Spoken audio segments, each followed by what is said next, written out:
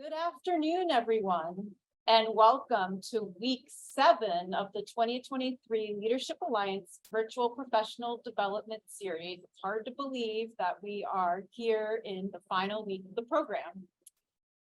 My name is Dr. Jane Indorf, and I'm the manager of undergraduate and graduate programs with the Leadership Alliance. Our focus for this week is on funding graduate studies and how to manage your finances during graduate school. There are a lot of factors to consider when you're planning to go to graduate school, and your finances may be one of the most important. Today, I am joined by Grace Argo and Tyler Alexander from Brown University. Grace is the Assistant Director of Community Engaged Research at the Swearer Center for Public Service. She also is a PhD candidate in History and Women's and Gender Studies at the University of Michigan. She's a first-generation scholar, eager to share practical wisdom about navigating finances in graduate school, including how to secure funding, budgeting, and caring for dependents. Tyler obtained her undergraduate degree in chemistry from Xavier University of Louisiana. While at Xavier, she participated in the NIH Build Scholar Program, where she conducted research on Black women and uterine fibroids. In summer 2021, she was a participant of the Leadership Alliance Summer Research Early Identification Program at Brown University. Tyler is currently a Master of Public Health candidate and Health Equity Scholar at Brown University School of Public Health. She is concentrating in interdisciplinary studies that focus on epidemiology and health services. Her research interests include women's health, sexual and reproductive health, health equity, and gender and sexual minorities. For today's session, Tyler will be interviewing Grace about finances during graduate school. Thank you both so much for being here today, and I'm going to hand it off to Tyler to get our session going. Awesome. Thank you so much, Jane. Hi, everyone. My name is Tyler Alexander, and like Jane already said, I'm an MPH candidate at Brown and very excited to be here today to speak with you all about financing your education, because I know that that plays a big role in graduate school in general. And I am joined here by Grace. And today I was hoping we could just start more generally with the first question, Grace, and maybe you can just share a little bit about the main differences between master's programs and PhD programs. Sure, yes. So I chose to do a PhD program. I applied to PhD programs knowing that a master's degree would be embedded within them. And I was pretty committed. I knew exactly what research project I wanted to do. So PhD was pretty clearly the right path for me, but I would definitely urge people who aren't even sure yet whether or not they would like to pursue a PhD to at least look into them, because one of the benefits is that you don't have to repeat a master's degree, which some of my friends in my program did when they switched from a master's to a PhD. And yeah, I mean, master's is typically shorter term. You are focused on like a professional career, and then PhD is much more research focused, and it takes a longer time to actually finish your degree and get to your goal. I don't know if you want to add anything to that. Yeah, I think that you covered a lot of what I was going to say. PhD is a lot more research focused. Master's is more so to continue getting more in depth with what you're interested in. But I think that PhD is very focused on like one specific topic. I think another question that I kind of wonder a little bit about too is navigating the financial aspect of PhD programs. So when you were looking at schools, were all of the programs that you were interested in fully funded? Were there anywhere you had to pay out of pocket for any of that education, and how did you navigate that, if so? Yes. So I applied to graduate schools through something called the Institute for the Recruitment of Teachers, which is a program that helps students apply to graduate programs. And I knew, because of my participation in that program, that I shouldn't apply to any PhD program that was not fully funded, meaning that they pay you to go to school. And I applied to maybe 10 different places, and I got offers from 5 of them. And I ended up going to the University of Michigan in part because it was a unionized school. I did get a fellowship that was worth more money at a different university. But we could talk about the funding structure of PhDs versus masters a little bit more, because I'm not too knowledgeable about how master's programs work.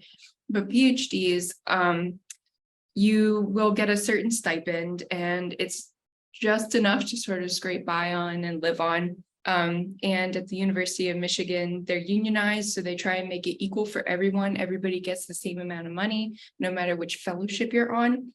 And then the other place that I was applying to offered to give me more money than other students, and like a longer funding time. But I really don't like that model because it leads to a lot of competition between students who are in the same program. And I really wanted to go to a place that was more collegial and just more friendly and supportive. And funding is definitely going to be an aspect of like the culture and the environment of a PhD program too. So finances were definitely part of how I decided which one I was going to go to. Yeah, that's for PhDs. Yeah, I think just to add a little bit about master's programs, they are not usually fully funded. So usually you're paying tuition to get your master's degree. And I think a lot of students in master's degrees are usually doing some kind of research assistantship where they're either on hourly wage or getting some kind of stipend. It kind of depends on the grant funding that the researcher has that you're interested in working with. Or a lot of people also do TA positions. Going off of that, can you talk a little bit, Grace, about, are you just getting funding to just do research, or is there also like a TA portion in that as well? Or can you also receive extra funding to do kind of TA work as well?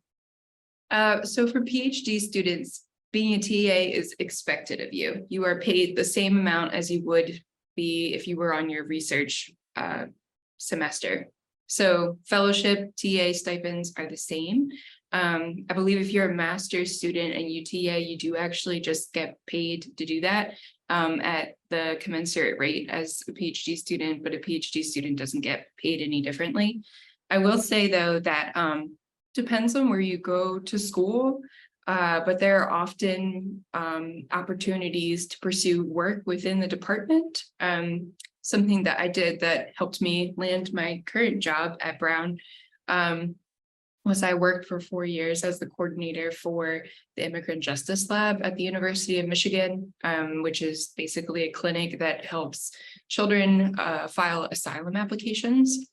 And I did that in order to earn a little bit of extra income, especially because I wasn't supporting just myself throughout my PhD program. So it was very important that I also work in addition. But those jobs typically paid about $20 to $25 an hour for PhD students. So I had to go and pursue that type of thing. So you do apply and it is competitive, but there are opportunities to make more money.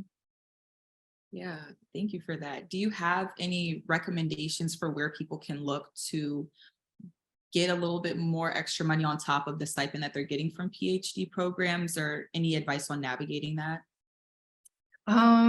Yes.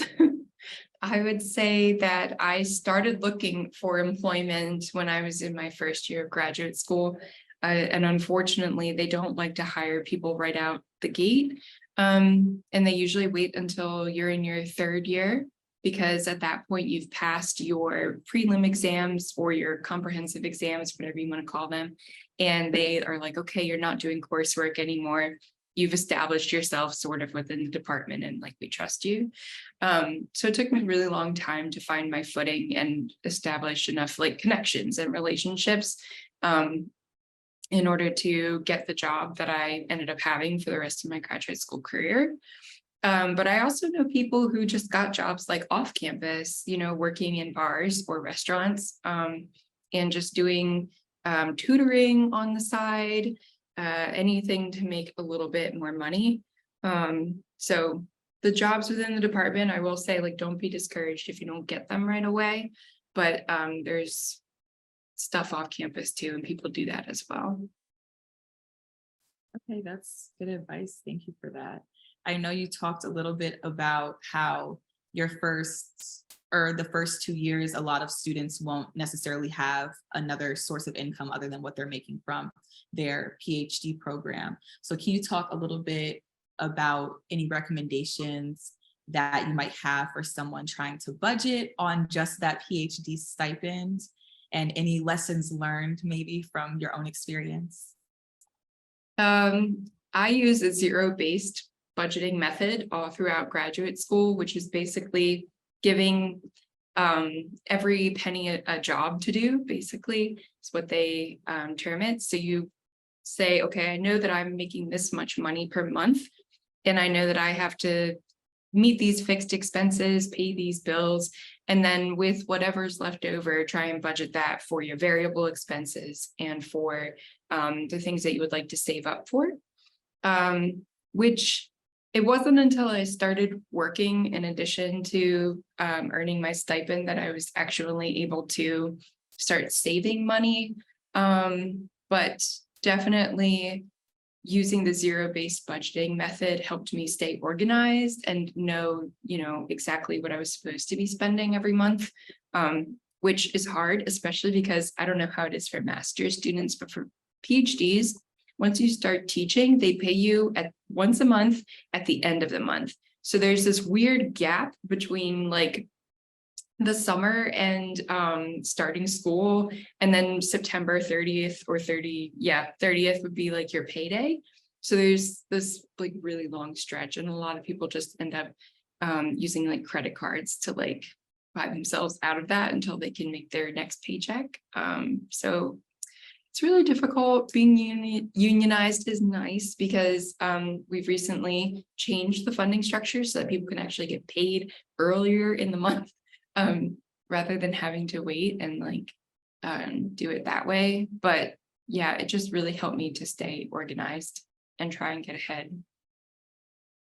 Yeah, that definitely makes sense. I think with master's programs too, it's only that stipend at the end of the month. So you're kind of waiting that whole month to get that paycheck. So it's really, knowing what expenses you have and just being very strict about, what bills have to get paid, and then whatever money is kind of left over. You can kind of do whatever extracurricular kind of things that you want to do. But I think even for myself, I kind of have like a spreadsheet with like the expected expenses and like any fund that I have that I want to plan or that it's coming up, figuring out how to like move money around, and just planning ahead has like been what I've kind of had to do. I also, with that, you're talking about summer and not getting paid. So what have you done in that summertime, or what have you seen other PhD students doing in that summertime period to make money? Work. So things that I have done, I have taught courses that were not required of me to teach. So I do get paid for those, a little extra. Sometimes we get summer funding, but the summer funding, I never understood like exactly how much money was going to come my way. So that was really stressful every single year, like not knowing, okay, am I going to get 3,000? Am I going to get 5,000? Am I going to get 9,000? Which again, because Michigan is unionized, they've now set it to like a flat $12,000 for every single student at that school. Not like I'm trying to push Michigan too hard on you, but like in terms of organizing power, it's probably one of the best places. But yeah, for a long time, it was very difficult to know how much money I was going to have.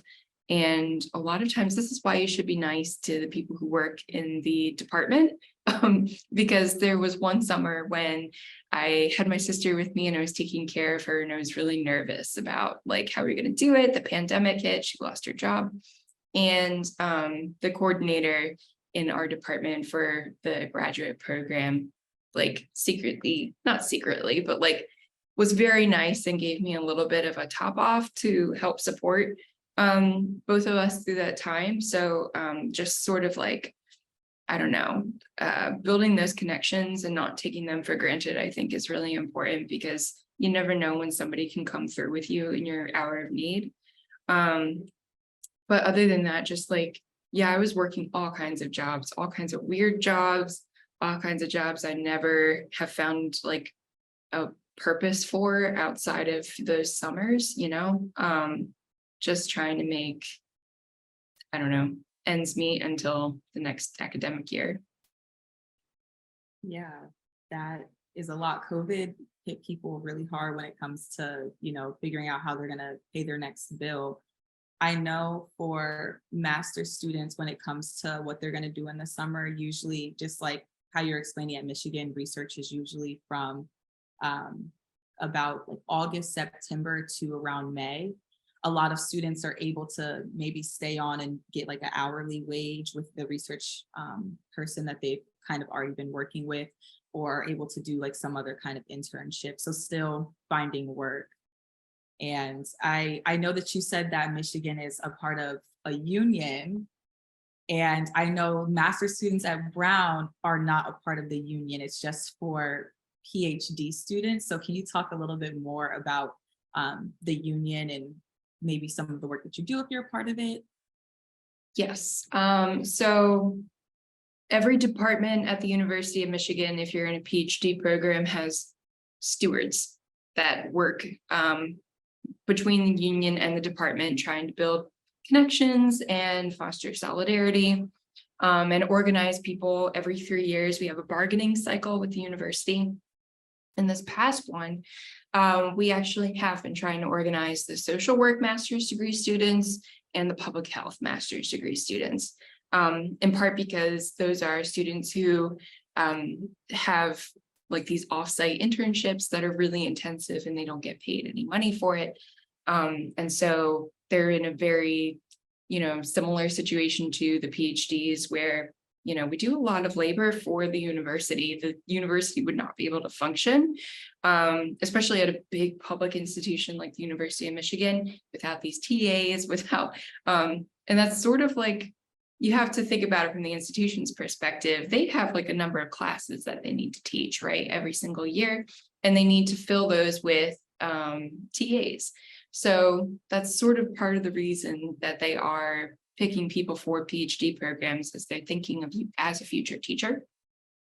But anyway, being part of a union is nice, because then you get to, you know, collectively negotiate for not just your wages, but also things like your healthcare, dependent care, and other things that you need in addition to just getting paid a certain amount of money and getting cost of living raises. So I really encourage people to look for schools that are unionized if you're considering PhD programs. If you are going to a master's program, definitely, you know, think about being organized as a potential benefit, because it can be very difficult, I think, for many you can probably speak to this, but like master's students have it really hard in a way that's like, you know, at least as PhD students, you do get a stipend and you're getting paid for your time, even if it's a really paltry sum. But yeah, like being organized is where the power is, and I wouldn't have done it a different way, honestly. Yeah, I agree with you. Well, I've only been at Brown for 1 year, but over this year coming in and now towards the end of the school year, I've kind of heard people who are a part of the union talking about how they're going into bargaining season and kind of what they're planning to speak with the administration about. But I think that it's a really great way to get your voice heard and making sure that the university is hearing what the needs of the students are. As a master's student, it is a little harder to get your voice heard when you don't have that direct relationship with administration to kind of fight for what you need. So I definitely agree with you. I'd be interested to know what other master's programs have that have a union that students can be a part of. because that would definitely be something that I would look into, knowing what I know now, but also I think just knowing what you're getting yourself into is important, and planning ahead to think about how you're, if you're going to do a research assistantship, if you're going to do TAing, you know, connecting with those faculty members early to see if you can get into their lab so that they know you, and start, because everybody's going to want those positions. So just starting early if you're not in a situation where you're in a union and getting paid for the work that you're doing. So you talk a little bit about PhD students not making, you know, a whole bunch of money. So what happens in cases where students have emergencies?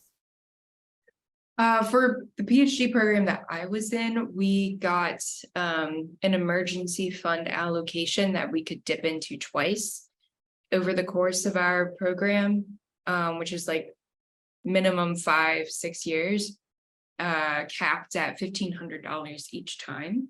And the first time I had to tap it was when my living space had asbestos in it, and I had to get, I was removed from the building and I had no place to go for the 10 days that they were removing the asbestos. So I used some of it to get a hotel. And then the second time I needed to tap the emergency funding, I think was like for COVID related reasons, although I can't remember exactly what they were. But it was like you submit this like petition, and they review it within a week or so, and then they decide whether or not they can give you money. And I think they don't have to give you the full amount that you're entitled to, because I'm pretty sure the second time I applied for it, I got like much less than $1,500. It was like a couple hundred or something. So yeah, they do have like funds set aside for emergencies in PhD students' lives, but I don't know about master's programs. Yeah, at Brown, I think all graduate students have access to an emergency fund. At Brown, each semester you can get up to $500. I've seen some situations where students were able to get more. I think it's just based on how much money is left in that pot, because essentially they plan to give everyone access to at least $500 if they need it. So if there's extra funds left over, then I think that they can, you know, provide students with a little bit more if they need it. But everyone has access to that. So that is one really nice thing. I know like people have used it to just get like socks and gloves when it got to be winter time because it was really cold. And so it can be really anything that students need it for, which is very nice. Can you talk, and I know you're at University of Michigan, but here in Providence, right? Yes. Do you have any advice about like navigating housing at all, or do you know of any experiences of other PhD students that you might work alongside? Oh, I really wish that I had been prepared to navigate housing, or had at least been thinking about cost of living, and comparing that to my stipend or my package that I was offered, because that makes a huge difference in like how the money actually feels, you know, because I think Brown students, they get a stipend of $40,000, let's say, and Ann Arbor students at the University of Michigan make probably around 30,000 now, but it's more expensive to live over here on the East Coast. So you have to factor that in. If your housing is, you know, 1.5 times as much money, it's going to feel very different, and $40,000 might feel like $30,000 at the end of the month. So some tips for navigating housing, I would say start your search early.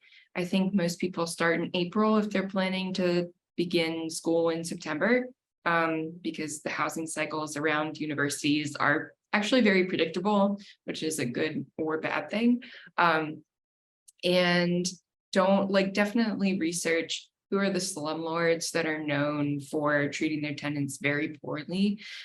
Because at the University of Michigan, when I was there, there was definitely one huge landlord that was really known for not taking care of their properties. And I lived in one of those properties for a couple years, and it was pretty terrible, honestly. It was just not very clean and had infestations and just not a good scene. And then I moved to a different one, and it was very different experience, just having a landlord that actually, I don't know, is a bit more responsive to tenant complaints.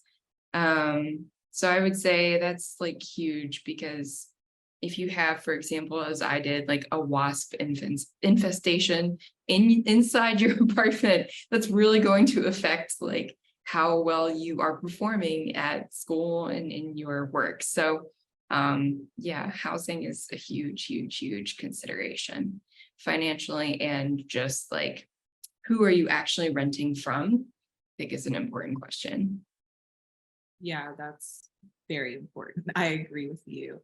I know at Brown, there's opportunities for students who are graduate students to live on campus, or Brown has just acquired an apartment complex called River House, which is very close to the campus for medical students and grad students only.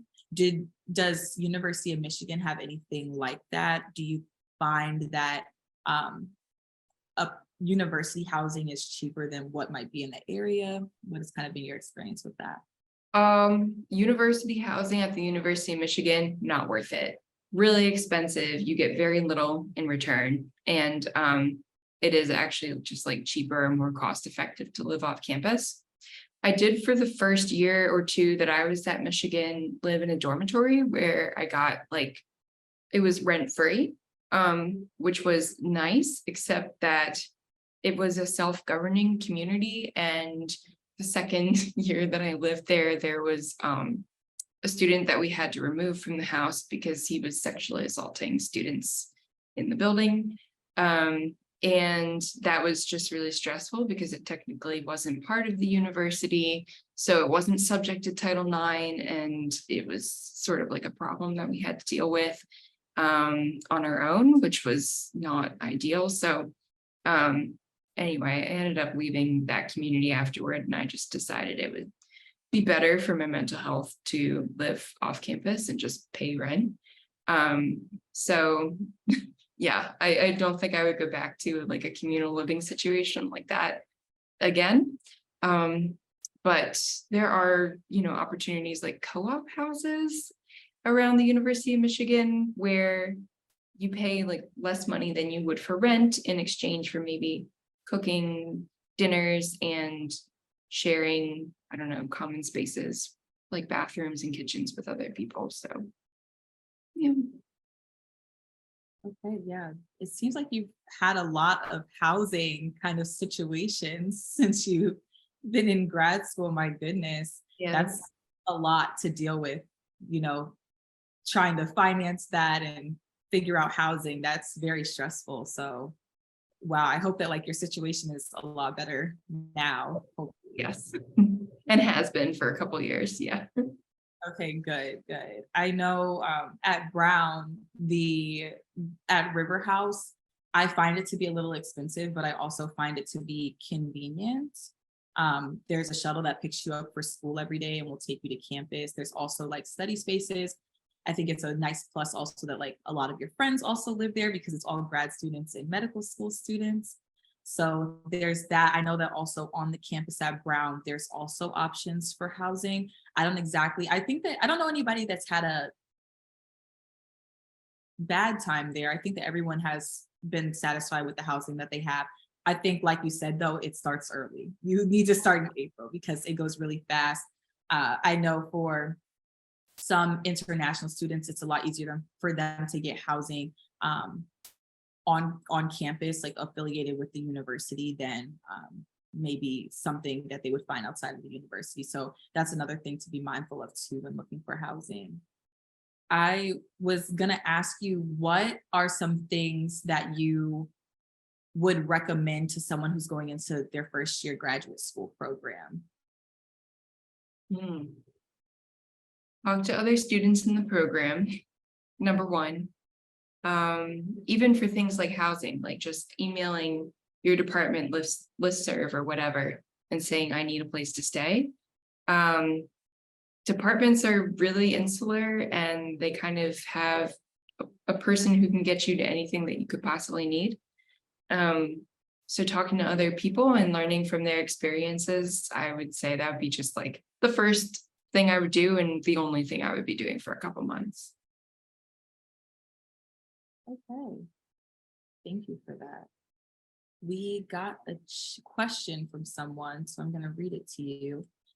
Someone said, thank you for these insights. I have been researching schools and find it very confusing to decipher some of the funding packages because while some do explicitly state that they fully fund students, others just provide a link to the graduate division with no further inquiry. How would I go about further researching these schools? Okay, I would say, first of all, be skeptical of schools that say they offer full funding. Find out exactly what that means.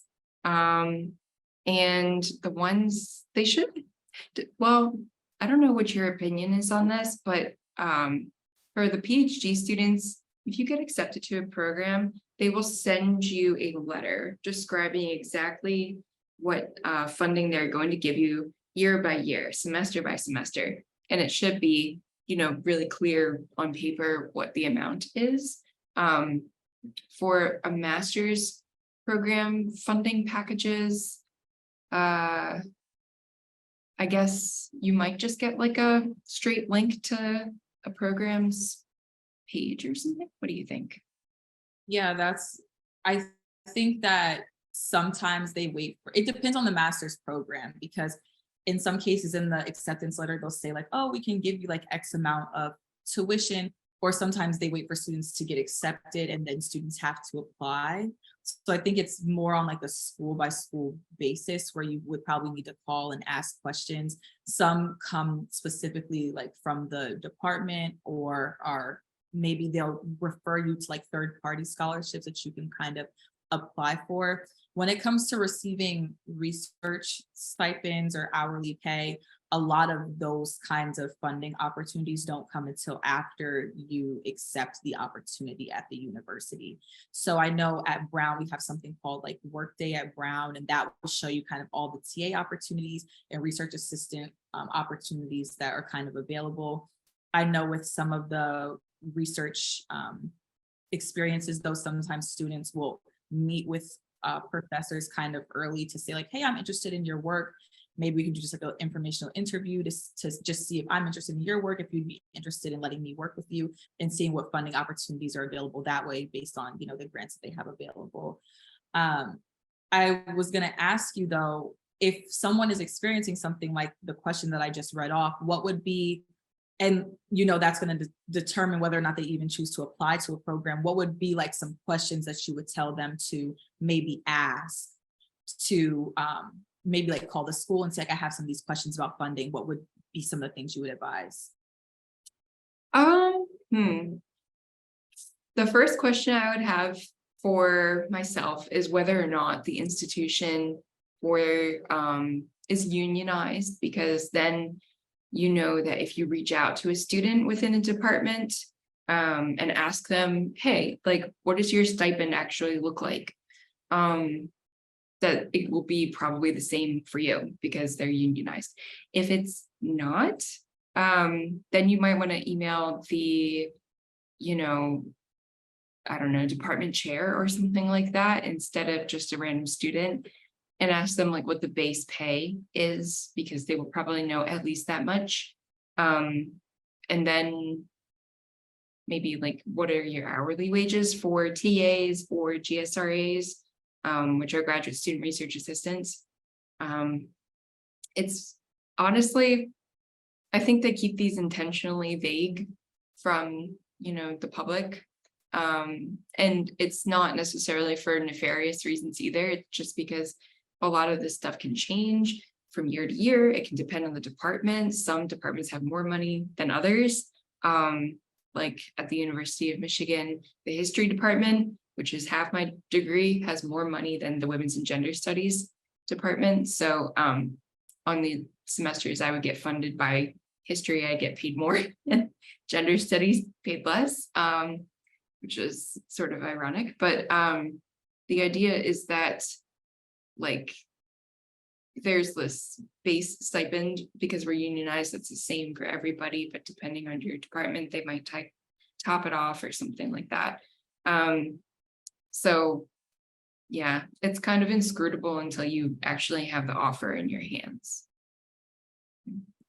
And that makes sense. Should everyone expect that if they're applying to PhD programs? I know master's programs, you have to, pay for like health insurance and those kinds of benefits, but with the PhD program, if they're telling you that it's funded, do you assume that they're providing you with some kind of university insurance, or is that something else that people should be asking about too?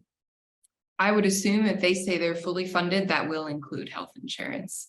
But if it doesn't, if it's just a link to some graduate division, I would definitely ask about that for sure. Okay, thank you for that.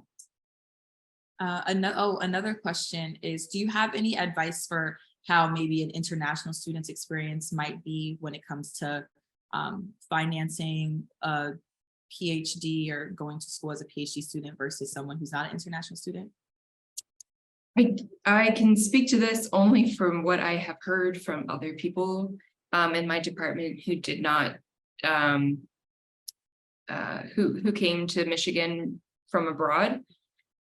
They used to have these international student fees, which were really ridiculous, and they were like $500 a semester or something, which when you're getting paid $2,000 a month, that's a huge chunk of money. Unfortunately, I think because of the unionization, they've done away with those for good, which is yeah, that should have been done a long time ago because that was really unfair to international students.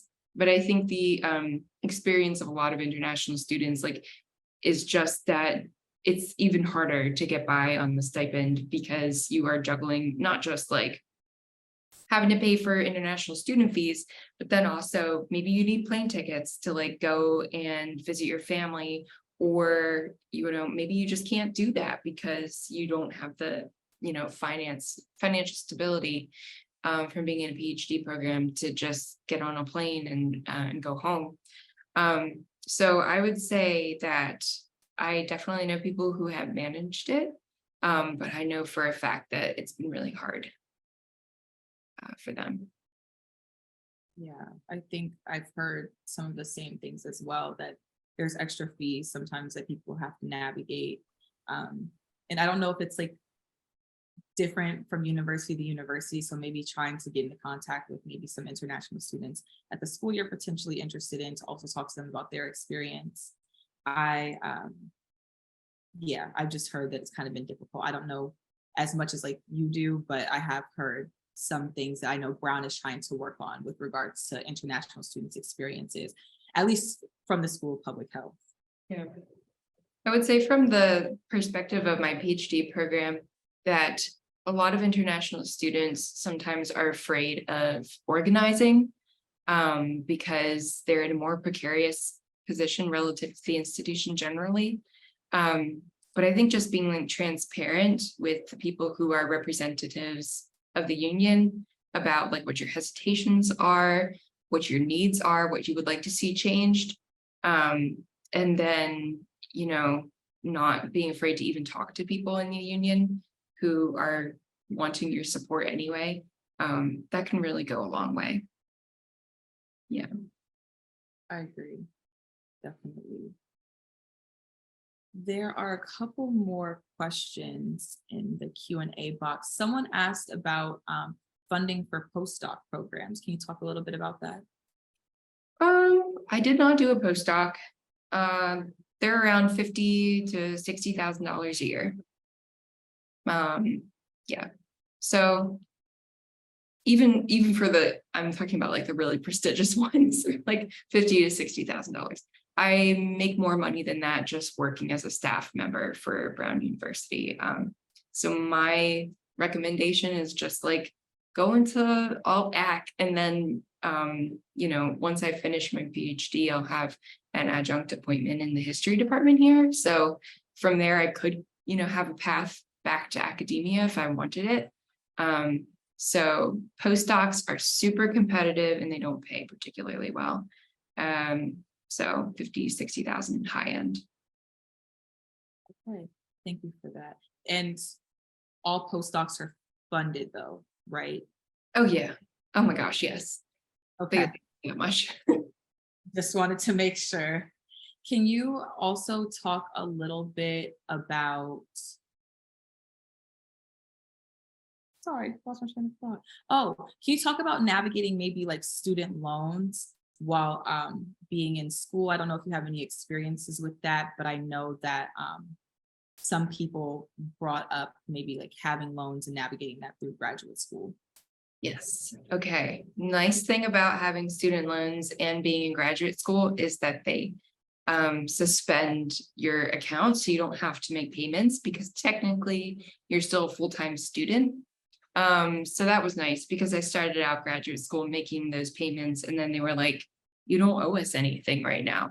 But interest does continue to accrue on your undergraduate loans. So that is something to be mindful of. And I know that you are able to take out loans if you need them through a PhD program, but I think because PhD programs tend to be funded, that's sort of a last resort for a lot of people. But yeah, you do not have to repay them while you're in school. Okay. Is there any way for the interest rates to not accumulate on undergraduate loans, or is that just what it has to be kind of? I think the interest is just gonna accrue if you're not making the payments. Okay, that makes sense. Can you talk a little bit about maybe paying for, or do you have any experience with maybe like navigating and paying off loans while in doctoral programs at all? Or is it something that you just recommend to like tackle once getting out of graduate school? It's not feasible, at least in my opinion. It really isn't feasible. I don't know a single person who tried to pay off their debt while they were in graduate school. You're just not really making enough money. And the money that you do have that you're kind of like, okay, I have a little bit right now, you will end up needing that at some point. So my recommendation is like, don't put it towards your debt until afterward. But I'm also speaking from a position of like, I know that I'm going to be in the public service loan forgiveness program, which means that, you know, after 10 years or 120 payments, my debts will be eventually forgiven. And depending on your program, that may or may not be true that you expect to work in nonprofits the rest of your life. So maybe that factors into your decision about whether or not you want to pay down the interest at least. But I don't think it's worth it. I don't think it's worth it to pay that while you're in school. Thanks for that. Can you talk a little bit more about the repayment program? I think a lot of people probably want to hear more about that. Which program? Sorry. How you said you were doing the repayment program after 120 payments. Oh yeah, that's PSLF, Public Service Loan Forgiveness. You pay 120 payments over the course of 10 years, I guess. And then if you qualify, they will forgive the rest of your debts. So yes, you can sign up for that. And you can do that in conjunction with something like an income-driven repayment plan, or, you know, one of the other things that graduates your payments to sort of match your ability to pay after you graduate, so that you're not just paying a flat fee, which honestly, I did not realize was an option until I was in graduate school and I started learning about it. You do not have to pay like a certain fixed amount of your income. I mean, a certain fixed amount of your loan every month. You can pay a certain fixed amount of your income instead. So yeah. Oh, that's very good to know. Thank you for that. Someone in the chat submitted a question and asked if you felt like getting your PhD was worth it over entering into the workplace after undergraduate. And was there any time/money for going out with friends while you were a doctoral student? Oh, yeah. So I did enter the workforce after undergrad. And I worked before I went to graduate school. So there was that downtime in between. And I had a job that was like perfectly okay, but it wasn't intellectually like stimulating for me. And I felt like it was meaningful, but like I just knew that I was capable of doing more. And being in a PhD program really has satisfied that like desire to really, I don't know, make my job about my thinking. So I definitely feel like it was worth it, both in terms of like job satisfaction, but also like the pay. Like I'm getting paid way more than I did just after leaving undergrad. And then was there any time or money for going out with friends while you were a doctoral student? Yes. I would definitely say your friendships in graduate school are like very important and they're very wonderful as well. And the friends that you make there will be kind of like your colleagues for the rest of your life potentially. So there's definitely a lot of flexible time when you're in a PhD program, which I think is actually less true for master's students because they often have like an internship requirement. But for PhD students, like you're often just like hanging out, studying together, or I don't know, going to the movies, whatever. And I personally like found a group of like a women's sports group. So that was like a cheap way to have like a good time with people that weren't necessarily people from my program. So yes, everything about it was worth it for me.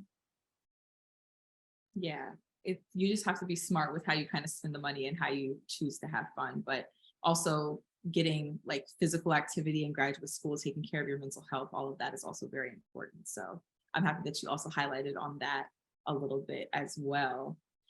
I know you said that you worked in between graduate school. Is that something that you would recommend people do? Yes, I would actually recommend that you get a higher paying job than I did and save as much money as you can and work longer too. Because I got this job at a nonprofit and I was getting paid maybe $18 an hour, which I thought was amazing at the time. But I think there were people who entered my program that were making like $50,000 a year or even like six figures before they started graduate school, which I don't even know. Like, why would you leave a job that paid that much money to go to grad school? But yeah, like some people are very comfortable when they come in, and that really like helps them be able to focus. Like I had to work throughout graduate school because I didn't have that like savings bank to really fall back on. Which if I had to do it all over again, I would have just like put my nose down and just like have worked for a little while longer before starting graduate school, instead of like waiting only a year in between so I could save up, more money. Yeah, I understand that. Thinking about finances in graduate school is a beast within itself. So I absolutely understand. Do you have a recommendation? I know you said longer. Do you like maybe recommend like 2-3 years in between graduate school, and especially thinking about students who also are thinking about getting a master's degree along the way as well? So how much time would you say to maybe give yourself? I know sometimes people are thinking about, they want their lives to start. So how do you recommend like navigating and balancing that? I'll say this, I would give it at least like 2 or 3 years, I think is a good amount of time. A lot of graduate programs, admissions committees will look upon work experience very favorably, and they will look upon somebody who is just applying straight out of graduate school. I mean, straight out of undergrad, particularly to a PhD program, like they'll be pretty skeptical and they might not admit that student because they want them to actually have work experience before they start. Because graduate school is like a professionalization experience instead of just like an academic experience as well. So they really want somebody who just knows how to work in general. So yeah, I wouldn't wait like too long beyond that. I wish I had started graduate school with like maybe at least $5,000 to $8,000 in savings, if possible. Okay. Yeah, thank you for that. And I also, just from what I've seen as I'm thinking about applying to PhD programs as a master's student and just networking with different people at Brown, they all say they want people with work experience. I know a lot of the PhD students who just matriculated into the PhD program within the public health department, at least, all of them had work experience before coming to Brown, and some of them like years and years of experience. So I think that people are starting to look favorably upon that, especially as the process is getting more competitive as well. Yeah. One last question. I think a lot of people are kind of wondering, can you speak a little bit about work-life balance and also how you take care of your mental health? Oh Lord. I don't think I've ever achieved work-life balance, to be honest with you. I think it's extremely difficult to be in graduate school on the stipend that you're given and not have to work in addition to that, in order to make ends meet. So, I mean, I just ended up working my mental health, I think, was going to a therapist on a regular basis and also being part of that sports team.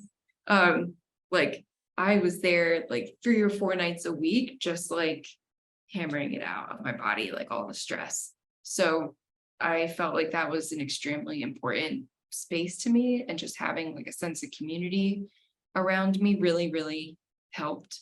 But I will be honest with you, I don't really believe academia sets you up to have like a balanced lifestyle. I can kind of agree with that. Being a student and trying to have work-life balance is a little hard. I think, like you said, though, finding something that's for you during the week. So how you said that you joined the sports group was very important to you. I joined the band at Brown, and even though we just practiced like 2 times a week for an hour and a half, like that is something for me. So that's really nice. So I think that just finding something for you at least a couple of times a week is very important. But yeah, and just managing your time is to the best of your ability. Oh yeah. You will learn. If you don't even know, you're gonna learn in graduate school how to manage your time. I had to learn. Yeah. Absolutely. Okay, I know I said last question, but there was another question that was a follow-up to us speaking about work experience. Someone said, do schools prefer work experience that fits into your anticipated field, or does it not matter as much? I did like humanities stuff, so they do consider people who maybe have work experience in that field when you're applying and thinking about it as like part of your holistic application. But I don't really think it matters. It just matters that you've worked and not tried to just jump from undergrad to graduate school.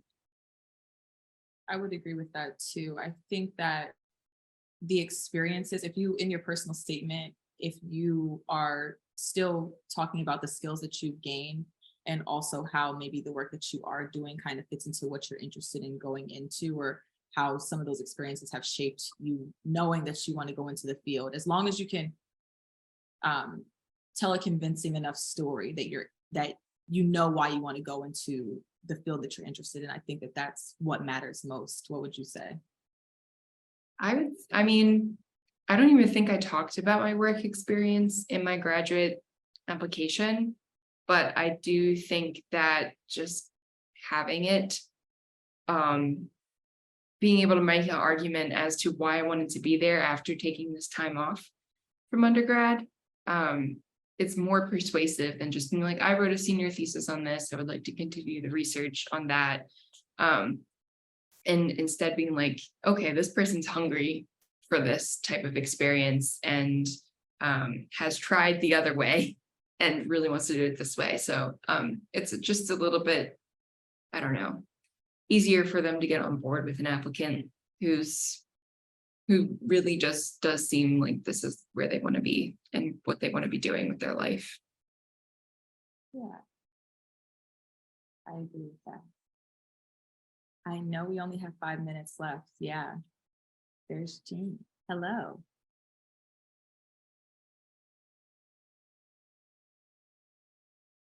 Great, I'm off mute.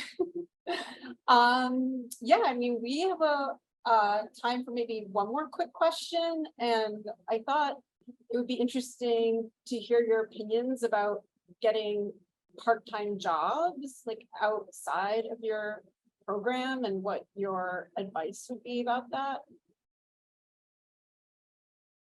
Because you're already so busy with your graduate work.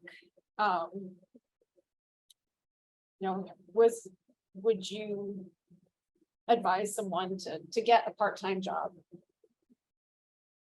I think I would say you have to know yourself and you don't want to overexert yourself. So if you think that you can take more onto your plate once you have maybe gotten in a few weeks to your program, I definitely recommend maybe doing that.